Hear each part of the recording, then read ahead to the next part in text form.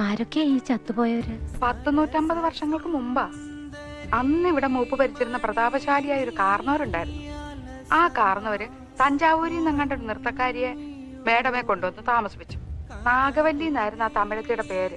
തമിഴത്തി വേറൊരാളുമായിട്ട് സ്നേഹത്തിലായിരുന്നു. രാമനാഥന്റെ പേരുള്ള ഒരു നൃത്തക്കാരനുമായിട്ട്. എന്തായാലും ഒരിക്കലും നാഗവല്ലിയെ തിരക്കി നമ്മുടെ തെക്കിനിയുടെ തൊട്ടപ്പുറത്തുള്ള വീടാ പടിപ്പുരയ്ക്കല്. എന്തിനു പറയുന്നു, കാർന്നോര് എങ്ങനെയോ ഈ രഹസ്യങ്ങളൊക്കെ അറിഞ്ഞു. അന്ന് അർദ്ധരാത്രി നാഗവല്ലിയെ കാർന്നോര് നമ്മുടെ തെക്കിനിലിട്ട് വെട്ടിക്കൊന്നുകളഞ്ഞു. 8ാം ദിവസം ദുർഗാഷ്ടമി രാത്രിയില് നാഗവല്ലിയുടെ